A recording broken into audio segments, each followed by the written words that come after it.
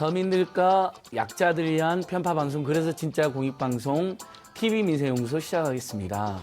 방금 나온 화면을 보시면 알겠지만 정말 국회가 우리 국민들, 특히 사회경제적 약자들이나 범죄에 피해를 당하고 있는 국민들 위해서 해야 될 일이 얼마나 많습니까? 5월 29일 국회가 끝나긴 하지만 한 달치 급여도 다 나가거든요. 남은 기간 동안에 정말 많은 법들을 제대로 처리할 수 있도록 TV 민생연구소는 끝까지 촉진해 보도록 하겠습니다. 네, 그래서 오늘은요, 20대 국회 완료 전에 조속한 처리가 필요한 법안들이 뭐가 있는지 오늘 살펴보는 시간 가져보도록 하겠습니다. 자, 그 중에서도요, 지난 20대 국회에서도 이 관련 법안이 5개나 발의가 됐지만 여전히 계류 중인 스토킹 관련 법안들을 오늘 살펴보도록 할 텐데요. 저희가 두 분 모셨습니다. 경기대학교 범죄심리학과 이수정 교수님, 한국여성변호사의 공보이사 이수연 변호사님 나오셨어요. 안녕하세요. 안녕하세요. 네. 고맙습니다. 먼저 이수연 변호사님, 이렇게 대한변협 공보이사 맡고 계신데 이렇게 와주셔서 고맙고요. 스토킹, 정말 최근에 끔찍한 사회적 범죄로 많이 이어졌기 때문에 우리 국민들께서 굉장히 경각심 가지고 있는데 여전히 사회 일각에서는 좀 가벼운 문제로 인식하는 것 같아요. 근데 최근에는 어쨌든 무거운 심각한 범죄고 처벌도 강화해야 된다, 이런 움직임이 생기긴 시작했죠. 예, 그렇습니다. 예. 그래서 범죄 건수가 좀 늘어난 거로 알고 있는데 어떻습니까? 그 말씀을 드리면 그 경찰청 자료에 따르면 스토킹을 경범죄로 처벌하기 시작한 2013년도에는 312건이었고 이후에 해마다 늘어서 지난해에는 583건으로 6년 만에 약 2배 정도 증가를 했는데요. 네. 그런데 이제 스토킹 범죄 같은 경우에는 피해자가 가해자의 보복이 두려워서 예. 신고를 하지 못하는 경우가 많기 때문에 실제 피해 사례는 이것보다 훨씬 많을 것이라고 생각합니다. 네. 예. 이 교수님. 제가 한마디 예. 더 보태자면 지금 말씀하신 2019년도 583건의 네. 경우는 입건한 사건 수입니다.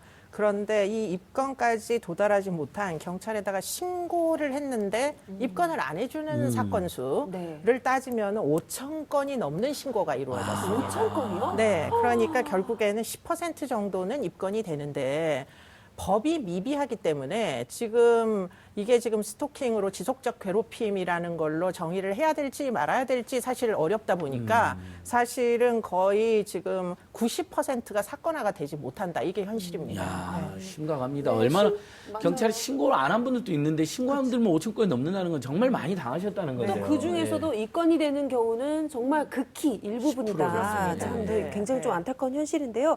자, 그런데 이 현행법상으로도 이 스토킹 범죄를 뭐 그냥 좋아서 따라다니는 수준으로 너무 이렇게 가볍게 보는 것 아니냐, 이런 시각이 있는데요. 현재 처벌 규정이 어떻게 돼 있나요? 현행법상 스토킹 범죄 처벌법은 없습니다. 없어요? 없어요. 없고 관련 조항은 그 경범죄 처벌법 제3조 41호의 지속적 괴롭힘이라는 규정이 있는데요. 이거를 제가 한번 그대로 읽어드리겠습니다. 예. 그 내용은 상대방의 명시적 의사에 반해서 지속적으로 접근을 시도하여 면회 또는 교제를 요구하거나 지켜보기, 따라다니기, 잠복하여 기다리기 등의 행위를 반복하여 하는 사람에 대해서 10만 원 이하의 벌금, 구류 또는 과료의 형으로 처벌한다고 규정하고 있는데요. 이게 어느 정도의 수준이냐면은 그 같은 경범죄 처벌법에서 규정하고 있는 내용이 뭐 장난 전화, 뭐 무단 쓰레기, 무단 투기 이 정도의 수준에서 처벌을 하고 있다고 생각하시면 됩니다. 그렇기 아니, 때문에. 쓰레기 무단투기로 사람 죽는 거 못 봤지만 스토킹으로 사람이 막 죽고 다치는 거 많이 봤는데 이 교수님 이거 참 너무 안타깝습니다. 너무 민망할 정도네요. 뭐 지금 이제 스토킹을 범죄냐라고 이제 생각을 하지 못하는 단적인 예입니다. 쓰레기 버릴 때 벌금 나오는 것보다 지금 스토킹으로 아까 입건된 583건 그래서 벌금액이 평균 얼마가 나왔느냐? 94,000원. 94,000원. 네, 쓰레기 무단 투기보다 더 덜 나온 거죠. 정확히 얘기하자면. 예. 네. 아, 너무 민망합니다. 정말 저희들이 아무리 상식적으로 쓰레기 무단투기보다 스토킹이 훨씬 사회적으로 심각하고 정말 죽어나가는 분들이 있는데, 근데 그래서 결국은 일부 뜻 있는 국회의원들께서도 이제 우리 변호사님이나 교수님 같은 분들의 지적을 받아들여서 법안을 낸 걸로 알고 있습니다. 근데 이번에도 29개도 법안 몇 개 발의됐죠. 네, 그렇습니다. 그 2018년도에 그 미투 운동이 본격화되지 않았습니까? 그때 같이 스토킹 범죄 처벌법이 없다는 것도 당연히 화두가 됐고요. 그러면서 20대 국회에서 스토킹 법안이 5건이 나왔고 그 발의 정당도 다양합니다. 하지만 그 관련 법안은 모두 여전히 논의조차 되지 못하고 계류 중인 상황입니다. 네. 네. 이 교수님께서도 혹시 네, 뭐 저도 네, 이 법안 다섯 많이 개, 보셨을 테니까. 네, 네. 5개 법안이 어떻게 구성되어 있는지를 보기는 봤는데요. 대부분 지속적 괴롭힘을 전제로 하고 이 지속적 괴롭힘이라는 것은 서로 오래된 남녀 관계 사이에서 일어나는 것만을 전제로 해서 만들어져 있더라고요. 그러다 보니까 이게 이제 상당히 많은 국회의원, 특히 이제 남성분들이 많지 않습니까? 사귀는 관계, 그러다 보면 구애행위라는 생각을 아직도 버리지 못하시는 것 같아요. 그렇기 때문에 이제 구애행위를 하는 것까지 어떻게 범죄화를 할 수 있느냐. 그러면 멀쩡한 청년들을 다 그런 범죄자로 만들자는 것이냐. 이런 종류의 생각에서 벗어나지 못하는 것 같다. 이런 생각을 하게 됩니다. 네.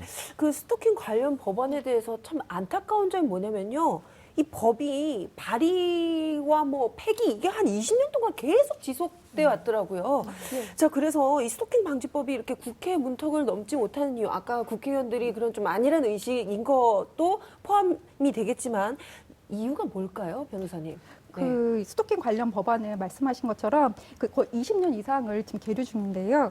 그 이유는 생각하기에는 그 스토킹 이제 물론 이제 법무부 입장은 어떠냐면 스토킹 행위를 어떻게 정의할 것인지에 대해서 부처 간 조율이 안 됐다라고 하는데 실제 스토킹 범죄에 대해서 피해자와 그리고 어떤 수사기관이나 사법기관에서 느끼는 온도 차이가 매우 큽니다. 그래서 뭐 예를 들자면은 지금 같은 지금 우리 사회에 여전히 10번 찍어서 안 넘어가는 나무 없다라는 말도 여전히 있고요. 그리고 그런 거죠. 너가 좋아서 그러는 건데라고 하는 그런 인식이 여전히 남아 있습니다. 그래서 이 또한 그 20년 이상의 지금까지 계속해서 입법이 표류하는 것으로 보아서 입법기관도 피해자들의 고통에 대해서는 심각하게 생각하지 않는 것으로 보이는데요. 피해자는 실제 생명의 위협까지 느끼고 실제로 살인까지 벌어지는 일들도 많이 있습니다. 그렇다면은 그 피해자와 또 법을 만들거나 집행하는 기관에서 피해자의 심정을 이해하지 못하고 그 범죄의 심각성을 인식하지 못하기 때문이라고 생각을 합니다. 네. 이 교수님 아까 말씀해 주셨던 것 그 구애와 범죄 사이 네. 그 부분에 대해서는 이제 상당히 우리 사회가 이제 논의가 될 것 같거든요. 네, 그러니까 열 번 찍으면 그건 범죄죠. 나무도 생명을 잃게 되는 네, 거잖아요. 네, 그러니까 네, 예, 네. 저는 그렇게 구별을 할 수 있다고 보거든요. 구별할 수 있죠. 근데 네. 구별을 하는데 제3자가 구별하기는 어렵다는 데서 문제가 발생하는 그럼, 겁니다. 네. 그래서 변호사님께서 지금 조금 전에 이제 생명의 위협까지 느끼는 게 스토킹이다 이렇게 말씀을 하셨는데 그런데 문제는 이제 이것을 우리나라의 이제 그 법률안들을 보면 정의를 내릴 때 지속적 괴롭힘, 지속적으로 괴롭히는 행위 이렇게 이제 보통 정의를 많이 내리더라고요. 법안들 보면. 그런데 지속적으로 괴롭히는 행위라고 정의를 할 때 전제가 뭐냐면 제3자가 봐도 이게 괴롭히는 행위가 맞냐 이게 이제 문제가 되는 거예요. 그렇기 때문에 예를 들자면 구애 행위의 연장선상에서 가해자 입장에서 보면 매일 꽃을 보낸다. 한 달 동안 꽃을 보낸다. 아침에 출근할 때마다 내가 싫어하는 사람으로부터 매일 꽃바구니가 와 있으면 내가 어디 있는지도 알고 내가 출근을 몇 시에 하는지도 알고 사실은 내 경로를 모두 아는 거니까 공포를 느낄 수 있잖아요. 오싹한데요? 오싹하죠. 네. 그죠? 네. 그런데 그 오싹함을 그러면 많은 사람들이 공감을 해줘야 이게 지속적으로 괴롭히는 행위 안에 꽃다발을 밑도 끝도 없이 보내는 행위도 포함되는 거잖아요. 그런데 문제는 그렇게 생각을 안 한다는 겁니다. 가해자도 이것은 구애 행위라고 주장하고 제3자가 보기에도 꽃 받는 게 어떻게 괴롭다는 거냐. 동의하기 어렵다 이렇게 이제 생각을 하는 거예요. 그래서 이제 외국은 그러면 스토킹 정의를 어떻게 하느냐. 외국 법안들을 살펴보면은 뭐가 이제 가장 큰 차이가 있느냐. 영미권 국가에서 이제 대표적으로 영국이나 미국 같은 경우에 스토킹을 어떻게 정의하느냐면 합리적인 두려움으로 정의해요. 합리적인 두려움. 그러니까 예. 합리적인 두려움의 주체가 누굽니까? 이건 피해자인 거예요. 예. 우리나라는 지속적인 괴롭힘의 주체는 누굽니까? 가해자인 거예요. 그러니까 가해자가 하는 행위를 정의하려고 맨날 노력을 하다 보면 이게 백날이 가도 사실은 예. 동의가 안 되는 겁니다. 그렇겠네요. 굉장히 네. 중요한 표현이네요. 네. 합리적인 두려움. 네. 지속적인 괴롭힘을 가해자가 나는 괴롭힐 의사가 없었다는 식으로 막 우겨버리고. 그렇죠. 그러면 또 이게 성립이 정의가 안 되는 거죠. 불명예지는 근데 거죠. 피해자는 생명의 위협을 느끼는 피해자는 거잖아요. 네. 엄청난 두려움과 네. 오싹함을 느낀다는 네, 거잖아요, 그렇습니다. 실제로. 자, 예. 이 부분에 대해서 네. 조금만 네. 말씀을 네. 드릴 네. 텐데요. 네. 그 지금 이제 그 어떻게 또 그 기준을 삼을 수 있냐면 정확한 비율을 비교 대상이 될지는 모르겠지만 성희롱에 대해서 지금 대법원에서 어떻게 판례를 하고 있냐면 가해자의 의도는 중요하지 않습니다. 가해자의 의도는 중요하지 않고 피해자와 같은 상황에 처해진 사람의 입장에서, 그러니까 피해자와 같은 성별, 피해자의 와 같은 지위, 뭐 피해 가해자와의 관계라든가 이런 부분들을 다 고려했을 때 뭐 제3자의 입장에서가 아니고요. 피해자가 처한 상황에서 피해자 입장이라면은 과연 성적 수치심을 느꼈을 것인가를 기준으로 하는 거거든요. 마찬가지로 지금 스토킹 같은 경우도 피해자 입장에서 피해자랑 같은 상황에 처했을 때 내가 공포심과 두려움을 느꼈을 것인가를 기준으로 한다면은 좀 명쾌하게 정리가 될 수 있을 것 예. 같습니다. 가장 중요한 부분인 것 같습니다. 자, 이렇게 스토킹 방지법, 입법이 이렇게 미뤄짐에 따라 피해자들의 고통은 늘어가고 있습니다. 최근 1년여간의 스토킹 피해 사실을 이제 공론화하셔서 많은 분들에게 이 스토킹 정말 무서운 범죄구나 알렸던 분이 계시죠? 바로 프로 바둑기사 조혜영 구단인데요. 저희가 직접 이분을 만나뵀습니다. 함께 보시죠. 저 사람 모르는 사람이 그냥 왔어요. 제가 신고했습니다. 이 사람이 지속적으로 저를 괴롭히는 사람이면 신변 확인 부탁드립니다.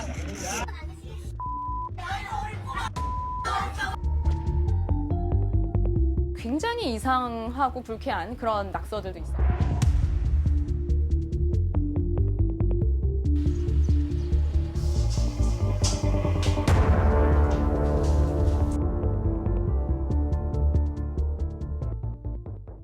처음 나타난 게 이제 작년 4월 달이었어요.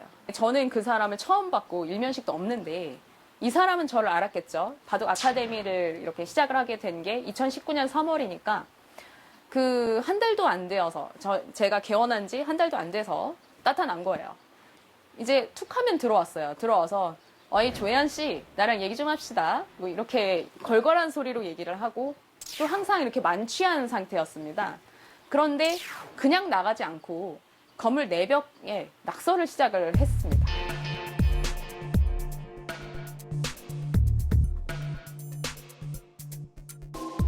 뭐 대놓고 욕설도 있지만 바둑을 어느 정도 아는 사람이 바둑기 상황을 잘 알면서 적어놓으니까 더 기괴하고 섬뜩한 부분도 있었어요.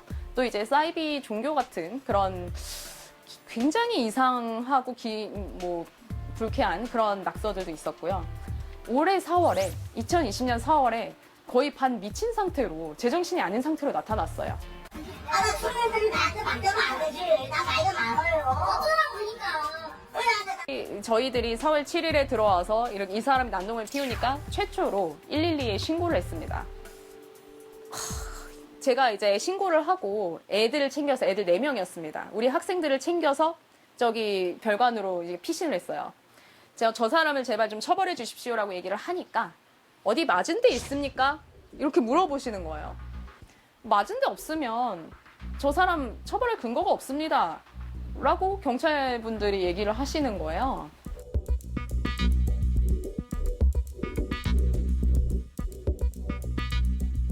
제가 4월 10일에 아주 큰 시합 결승을 앞두고 있었습니다.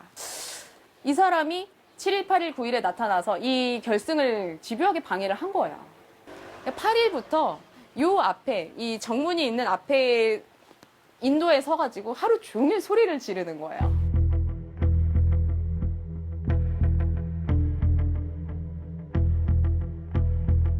(9일에) 아이들하고 식사를 하고 들어오는데요. 아이들은 항상 뛰지 않습니까? 초등학생들이니까. 아이들이 빛의 속도로 뛰어갔다가 더 빠른 속도로 하면서 이제 나오는 거예요. 바로 이 사람이 이렇게 서 있기 때문입니다. 네, 저는 이제 건물 뒤편에 숨어 있었고, 동료 기사님이 일단은 저한테 경찰에 신고하라고 하고 시간을 끌고 있었어요.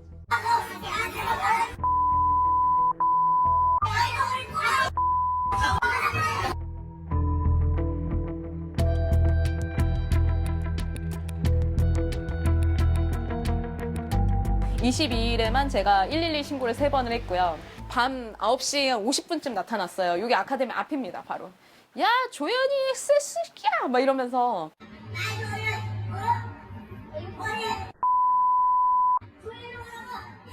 세 번째 신고를 했을 때 이 사람이 이제 저한테 이제 쌍욕을 하고 있는데 그 앞에 여기 아파트 주민분이 지나가신 거예요. 근데 주민분이 야, 좀 조용히 해 이런 거예요.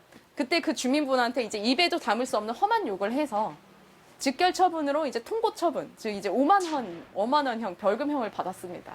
5만 원형을 받으면서 뭐라고 얘기를 했냐면 야 이거면 되냐? 이거 띡 던져주면 돼?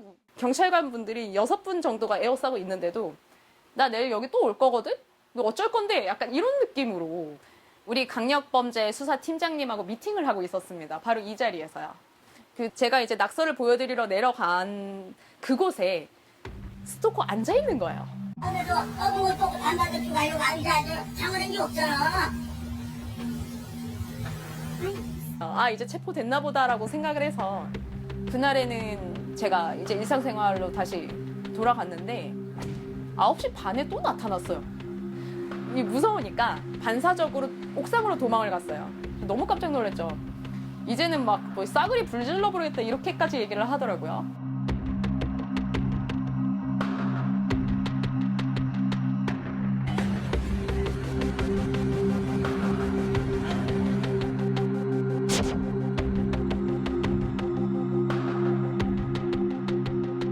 제가 아이들을 가르치는 선생 입장에서 제일 무서운 게 뭐냐면 우리 초등학생, 특히 여학생도 있는데 이제 초등학생들한테 혹시 이 스토커가 위해를 끼치면 진짜 못 살 것 같습니다.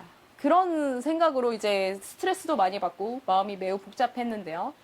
일단 구속영장이 내려지니까 재판이 열리기 그 몇 달 혹은 몇 주만이라도 제가 새로운 삶을 찾은 것 같은 느낌이 들었습니다.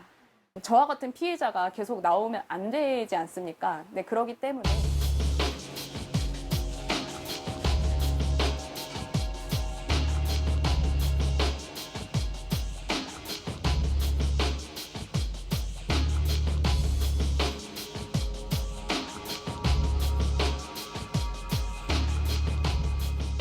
이 차 가해도 좀 심각했습니다, 사실. 그러니까 제 이야기가 좀 방송을 타고 좀 언론에 공개되고 하다 보니까 저에 대한 인신 공격이 굉장히 많았습니다. 뭐 일단 가장 비근한 예로는 아니 뭐 저렇게 얼굴이 이쁘지도 않은데 참 스토커 취향도 참 독특하네 약간 이런 느낌. 아이고 형님 왜 그러셨습니까? 이러면서 스토커한테 공감하는 사람들이 많았어요.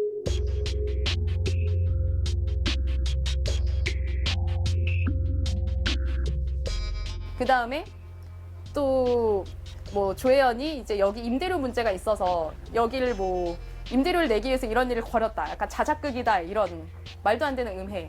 스토킹하는 그 사람을 이제 응원하는 그런 글들이 저한테는 굉장히 상처가 되고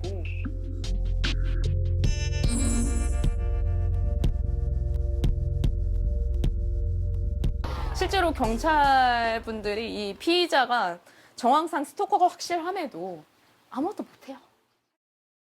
스토킹 자체를 심각한 중범죄로 봐주시고 그에 따른 어떤 제도를 마련해 주시면 제도가 생기면 분명히 이용하는 분들이 생길 거예요.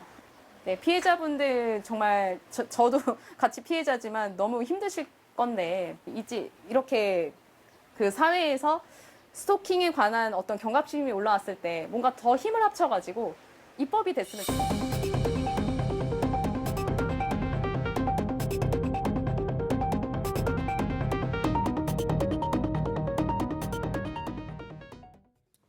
네, 얼마나 힘드셨을까요, 정말. 그나마 그래도 지금 이제 체포가 됐다고 하니까 네. 근데 일상으로 돌아갈 수 있어서 다행이라고 말씀드리는데 이 사건이 이렇게 공개되고 나서 정말 많은 분들이 공감하셨어요. 이 스토킹 범죄 정말 심각한 거다. 두 분은 이 사건 어떻게 보셨나요? 네, 글쎄, 지금 어떻게 보면은 사실은 이분이 워낙에 유명하신 분이니까 사실은 경찰에서 나름대로 임의 동행도 하고 꽤 이제 처벌의 의지를 가지고 지속적으로 관찰한 것 같습니다. 그런데 만약에 지금 저런 정도의 행위로 일반인이 신고를 했었다면 아마 그 어떤 것도 입건이 잘 안 됐을 거예요. 심지어. 뭐 낙서 정도였던 거잖아요. 네. 그렇기 때문에 집 앞에 서성거리거나 낙서 정도를 하는 것으로 입건을 절대 안 해줍니다. 그러니까 사실은 이런 부분이 극복이 되려면 사실은 입법을 하지 않고는 법적 근거를 마련하지 않고는 경찰도 움직이지 않는다. 그게 사실은 답인 거죠. 이 변호사님 보시기 어떠셨어요? 이 사건의 경우에 이제 가해자랑 피해자가 알던 관계는 아니지만 피해자가 이제 유명인이잖아요. 잘 알려진 사람으로서 전형적인 스토킹 범죄라고 보이고요. 연예인을 대상으로 하는 그런 스토킹 범죄와 유사한 것이 아닌가 싶습니다. 이 사건의 경우에는 이제 그 가해자가 구속되기 전까지 피해자가 10여 차례 이상 신고를 했다고 합니다. 그리고 그런데 이제 가해자가 구속된 것이 스토킹 범죄로 구속된 것은 아니고요. 아까 말씀드렸듯이 스토킹 범죄 처벌법이 없습니다. 우리나라는 그렇게 구속된 것이 아니고 그 재물손괴, 협박, 업무방해, 명예훼손과 같은 혐의로 구속된 겁니다. 그리고 무엇보다도 그 구속된 날 그 경찰관이 이제 경고를 줬음에도 불구하고 바로 또 피해자를 찾아가서 또 괴롭힌 거죠. 네. 그것도 굉장히 중요하게 작용을 했을 것 같은데요. 이처럼 피해자가 상당 기간 고통에 시달렸고 가해자의 죄질도 나쁘기 때문에 당연히 엄벌에 처해야 되는데 실제로 어느 정도 중형에 처해질지에 대해서는 좀 지켜봐야 될 것 같습니다. 네. 전 또 손방망이 처벌로 나올까봐 걱정이고, 걱정이에요. 그럼 저 피해자는 얼마나 또 두려울까요? 맞아요. 이 교수님, 저는 아무리 생각해도 그 초기에 이제 호감을 가지고 접근하는 사람들이 있었다 봅니다만 네네. 어느 시점에서 우리 피해자나 또는 주변에 보기 그건 아니다라고 하면 네. 멈춰야 되는 게 인간의 도리인데 네, 네. 근데 지금 안 그런 거잖아요. 범죄도 아닌 것으로 심지어는 네, 네, 처벌받고 네, 뭐 네. 가변 행위라는 식으로 막 그렇습니다. 치부하고 네, 스토킹. 그래서 뭔가 강한 처벌법이 오히려 필요하고 네. 규정을 딱 해야 될 것 같은데 네. 어떻습니까? 예. 스토킹이라는 게 사실은 인명피해를 유발합니다. 실제로 2018년도에 1심 선고가 이제 끝난 사건 381건의 살인이나 살인 미수 사건에서 사실은 이제 몇십 % 정도에서 지금 스토킹 행위가 예비적으로 죽이는 게 사실은 갑작스럽게 죽이는 게 아니에요. 예컨대 피해자의 반경 안에서 계속 미행을 하면서 일거수일투족 감시를 하다가 가장 취약한 순간에 공격을 하다 보니까 사실은 그런 미행하는 그 스토킹 행위가 지금 381건 중에 얼마나 있는지를 봤더니 30건 정도가 있다는 거예요. 여성 살해 피해자들을 만약에 스토킹 방지법이 있었으면은 상습 스토킹 행위를 제재함으로 해가지고 30% 예컨대 100여 명 정도는 살인이나 살인 미수로부터 사실 구할 수 있었다 이런 얘기가 되는 거잖아요. 그러니까 사실은 지금 이 스토킹이라는 걸 구애 행위라고 여기는 건 완전히 잘못된 오해다. 이것은 생명을 위협하는 행위이고 피해자는 정말 죽을 것 같은 두려움을 느끼는 행위고 그렇기 때문에 지금 이렇게 생명에 위협이 되는 상습적인 스토킹에 대해서는 틀림없이 제재하는 법률이 필요하다. 왜냐하면 그 법을 안 만들어주면 계속 100명의 여성들이 살인이나 살인 미수의 피해자가 되니까 계속 이걸 놔두고 볼 거냐. 이 부분이 이제 국회에다 우리가 기대하는 바인 거죠. 네. 예. 30% 정도면 거의 그 살인의 예비 단계라고 그렇습니다. 네. 바라볼 수 있을 정도로 굉장히 심각한 것 같은데요. 자, 우리나라도 아까 말씀해 주셨지만 외국처럼 이렇게 스토킹 방지법, 뭔가 좀 강력한 법안이 만들어지면 범죄가 줄어들까요? 어떻게 효과가 있을까요? 어떻게 보시나요? 또 중한 처벌이 범죄 예방에 효과가 있느냐에 대해서는 많은 논의가 있는데요. 항상 논쟁이 네, 있죠. 항상 논쟁이 있죠. 그렇지만 적어도 범죄를 저지르는 사람은 그에 상응하는 처벌을 받아야 되는 거죠. 맞아요. 그리고 어떤 처벌법이 없거나 지금은 아예 처벌법이 없으니까요. 뭐 관련법이라고 해봤자 10만 원 이하의 벌금형에 처해집니다. 그러면 가해자는 뭐라고 할까요? 이거 뭐 범죄 아니잖아. 아니, 뭐 이거 뭐 10만 원 이하? 뭐 이거 별거 아니. 뭐 내가 범죄라고 해도 별거 아닌데?라고 생각을 할 것이기 때문에 그 반드시 그 범행에 상응하는 그런 처벌법이 제정되어야 합니다. 네, 그리고 맞아요. 한마디 더 제가 교수님. 보태자면 스토킹 방지법이 생기면 아마도 당분간은 제재 안 하던 걸 제재하니까 스토킹 행위로 제재받는 건수는 늘어나겠죠. 그렇겠죠. 그런데 그래서 얻는 실익이 뭐냐? 피해자의 목숨을 구할 수 있다는 거예요. 그렇기 때문에 결국에는 스토킹 방지법이 생기면 스토킹 건수는 늘어나겠지만 피해자가 살아남는 건수 역시 늘어날 거다. 예. 네.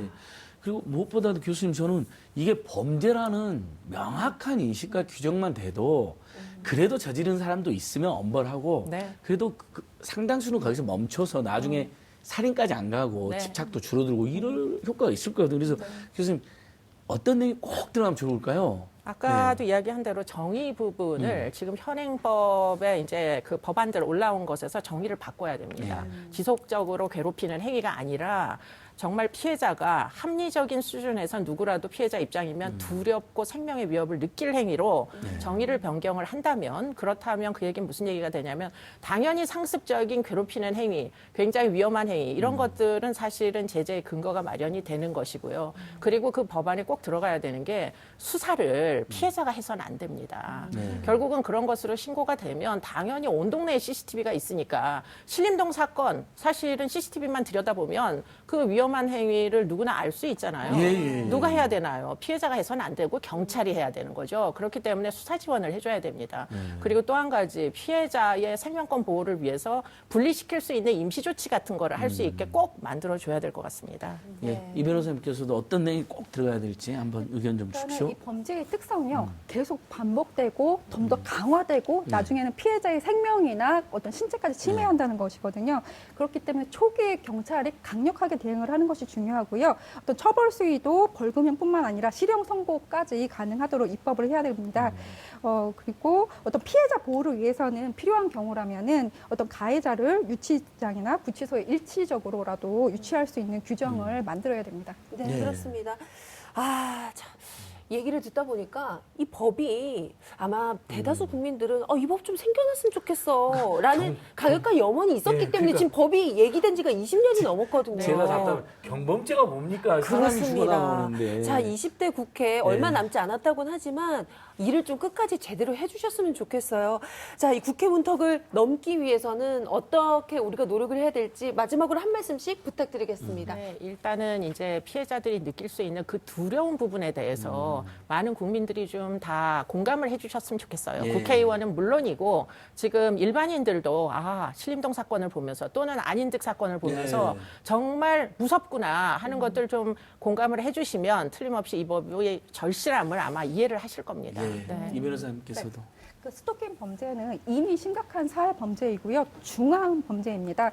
걱정이 되는 거는 이번 N번방 사건 같은 경우도 물론 이런 형태를 예상한 건 아니지만 예고됐던 거거든요. 불법 촬영 범죄에 대해서 그 촬영과 유포의 범죄의 중대하고 심각성에 대해서는 이미 수년 전부터 문제 제기가 되어 왔고 그럼에도 불구하고 미온적으로 대처를 해왔습니다.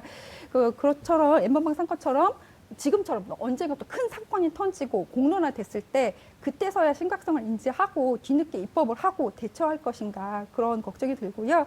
그 스토킹 범죄 특성은 아까 말씀드린 것처럼 점점 더 심각해진다는 거, 결국 피해자의 생명이나 신체 중대한 침해를 가져온다는 거, 이 점을 잊지 않아 주셨으면 합니다. 두 분 말씀 정말 감사합니다. 시청자 여러분, 정말 많은 우리 국민들이 또는 피해자들이 죽거나 극도의 공포를 느끼고 있습니다. 저 한마디 여쭙겠습니까? 우리가 사랑하는 사람 그게 당하고 있는 경범죄를 감히 말할 수 있을까요, 그걸요? 저는 아마 아무도 그 경범죄라고 못할 것 같습니다. 네. 지금 이 순간에도 고통받는 피해자들을 위해서 조속한 법안 처리 촉구하는 바입니다. 오늘 두 분 감사합니다. 예, 고맙습니다. 네. 자, 20대 국회 종료 전에 조속한 처리가 필요한 이 법안에 관련해서 저희가 얘기를 나눠보고 있는데요. 계속해서 이야기 이어나가도록 하겠습니다. 여러분은 지금 TV 민생연구소를 보고 계십니다.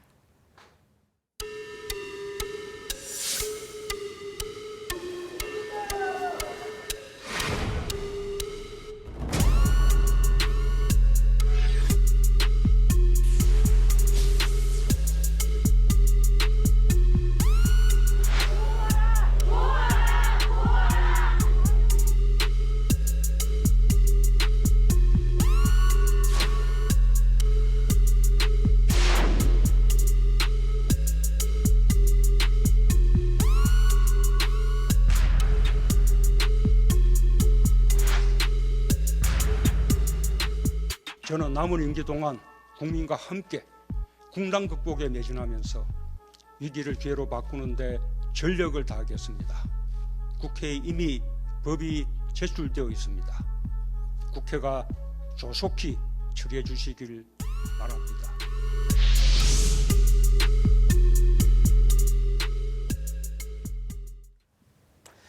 예, 방금 대통령께서도 입법을 촉구하는 내용이 있었는데요. 내일 여야 신임 원내대표가 만나긴 한답니다.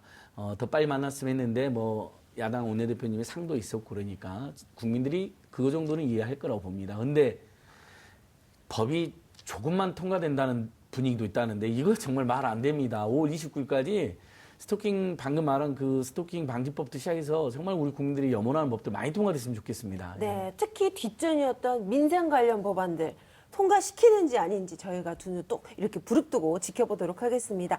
자, 이어서 20대 국회 종료 전에 조속한 처리가 필요한 법안들에 대해서 계속 이야기를 나눠볼 텐데요. 한 분 모셨습니다. 참여연대 사회경제 2팀 이경민 팀장님 나오셨어요. 안녕하세요. 안녕하세요. 예. 이경민입니다. 이경민 팀 저희 방송 처음이신 거죠? 네, 그렇습니다. 사회경제 U팀이 김조 팀장이신 거죠? 네, 그렇습니다. 그분은 몇 번 나왔어요. 그러니까 이제 네. 그분은 민생 분야, 주로 이제 복지 노동 분야가 조세까지. 이경민 팀장님, 네, 네, 조세까지. 네. 고맙습니다.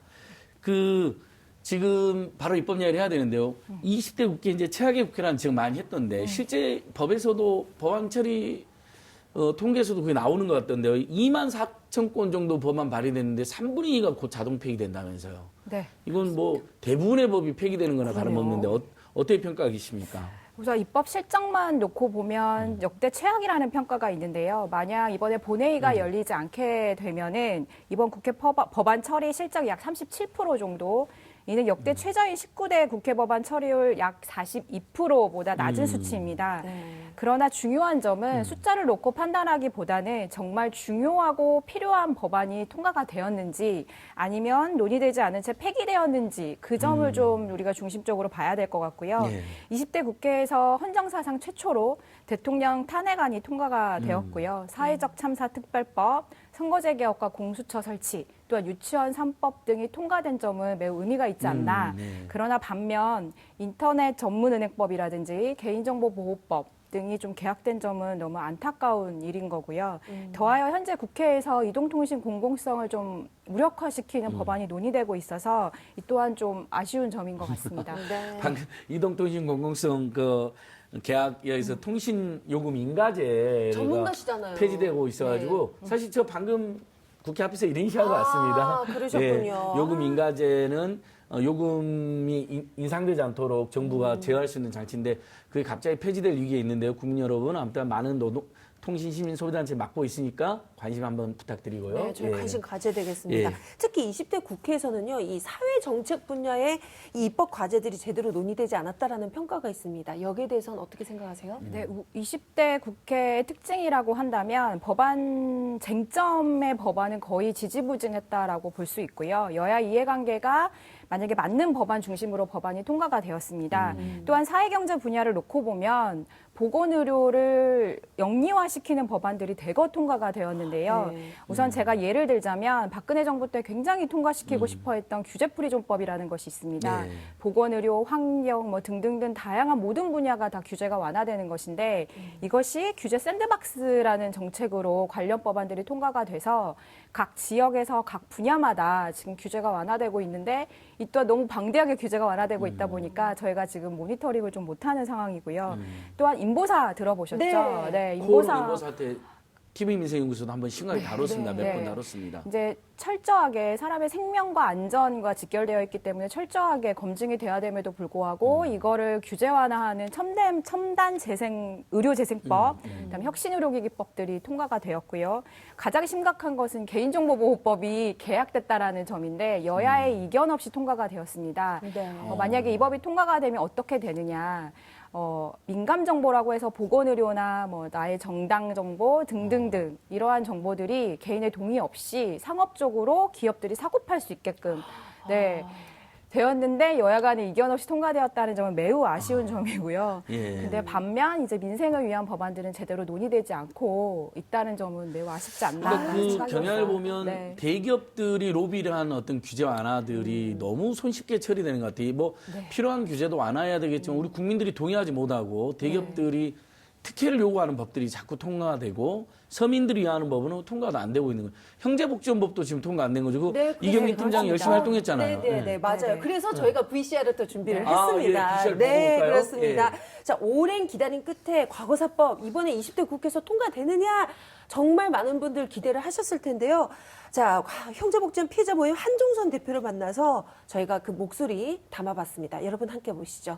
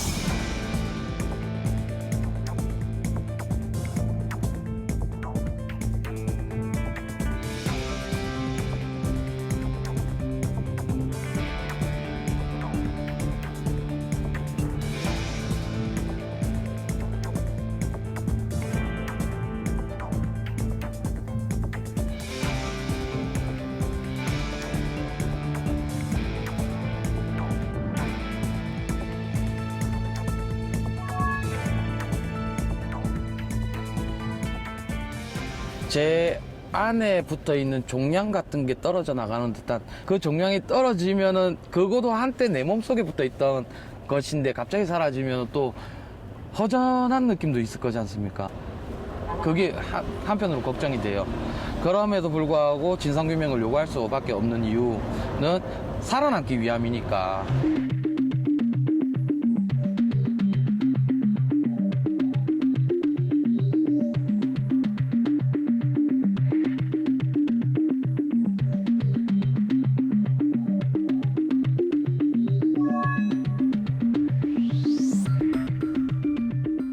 정당한 권리를 요구하는 싸움이 너무 지난하고 부진했었던 건 또 사실이거든요. 10년이라는 세월이니까. 피해 당사자들은 너무 지치고 괴로워하시는 분들의 그걸 봤을 때 그게 이제 너무 힘든 거죠. 괴롭고.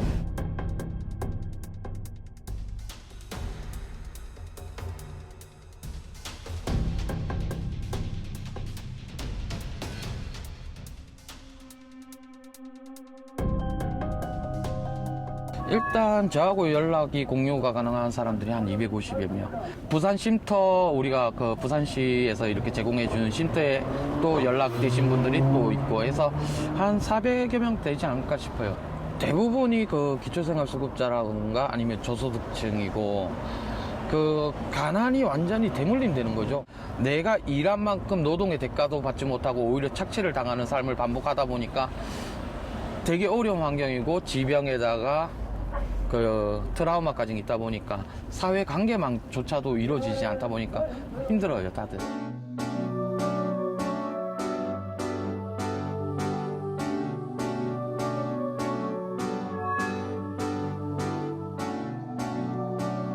여야가 존중하고 합의하는 선에서 이루어질 수밖에 없다 보니 부족한 게 많죠. 아쉬운 부분도 많고. 그러나 일단 진상규명을 할 수 있는 토대를 만드는 게 중요하지, 그 완벽한 걸 다 만들어서 하기에는 그 과거사 사건에 들어가 있는 피해 당사자들이 언제 죽을지 모르는 상황이잖아요. 부족한 부분과 수정해야 할 부분은 21대에서 좀 더 보완하고 단단하게 해주는 것이 사회 발전에 기여할 수 있다라고 저는 생각하고 있거든요. 18번째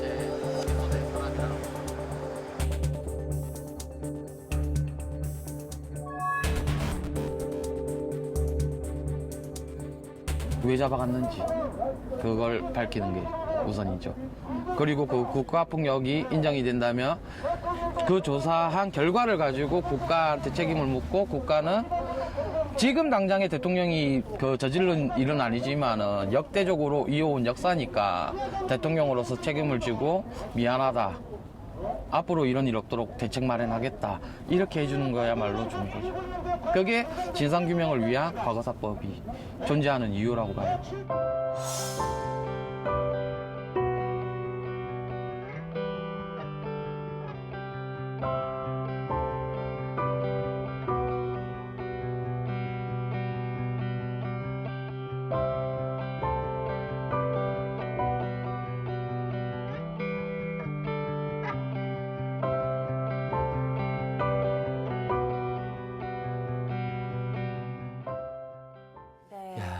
하루빨리 이 과거사법 통과가 돼서 피해자들에게 제대로 된 이 배보상의 길이 열렸으면 좋겠습니다.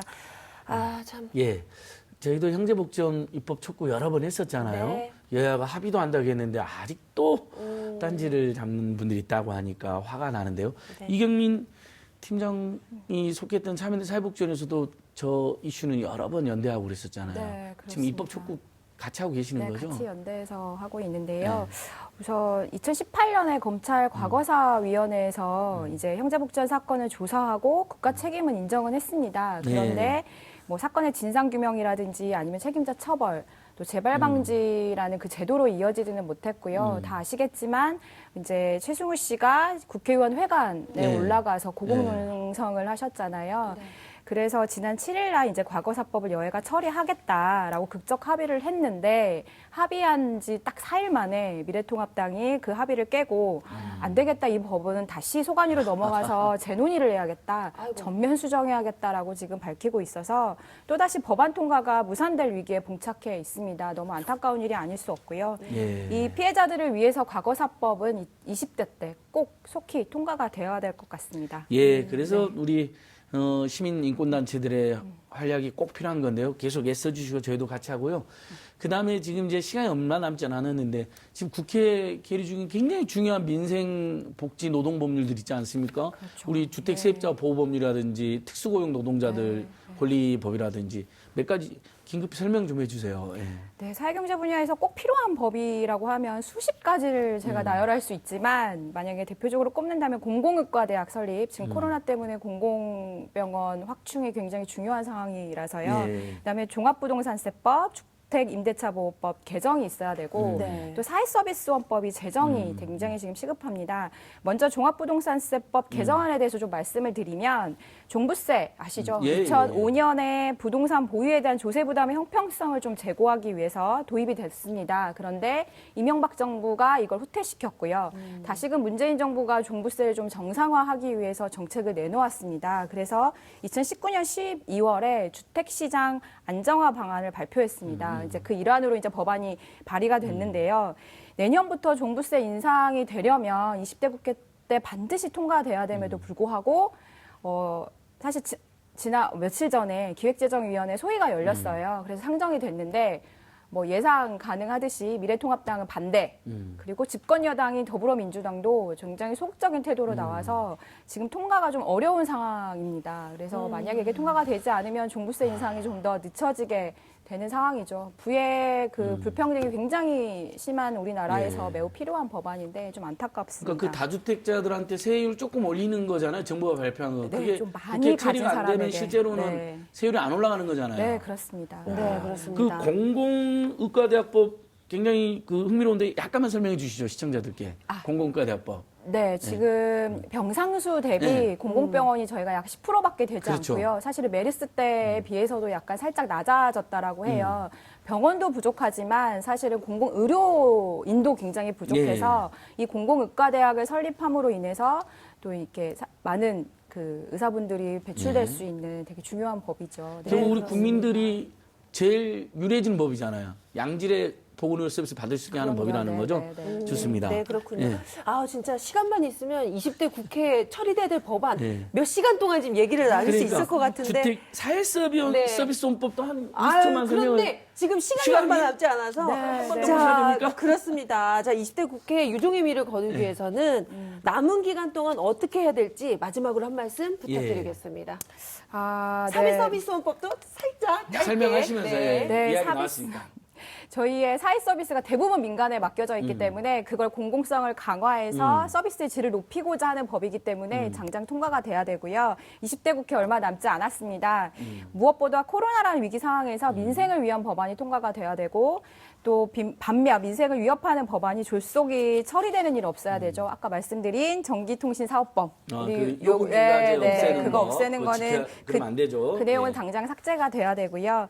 이제 2차 유행이 코로나가 시작된다라는 많은 전문가들의 의견이 있는데 그걸 좀 저희가 대비해야 되지 않나. 그래서 이를 잘 대비하기 위해서 뭐 공공병원 확충이라든지 사회 안전망을 좀 촘촘히 할 수 있는 그런 다각적인 노력이 좀 필요하지 않을까라는 생각이 듭니다. 예. 네, 그렇습니다. 저는 온 국민 고용보험제 빨리 돼야 된다는 생각이 됩니다. 네. 그래야 사람들이 전염병 때문에 일자리 잃더라도 먹고는 살 수 있게 해줘야 될 거 아닙니까? 네, 그렇습니다. 예. 자, 지금까지 참여연대 이경민 팀장님과 함께했습니다. 고맙습니다. 예. 감사합니다. 네. 계속 많은 노력 부탁드립니다. 고맙습니다. 네. 예, TV TV 민생용소 준비한 오늘 내용은 준비한 건 여기까지죠. 여기까지입니다. 네, 저희는 내일 저녁 7시 20분 생방송으로 다시 찾아뵙겠습니다. 여기는 TV 민생용소입니다.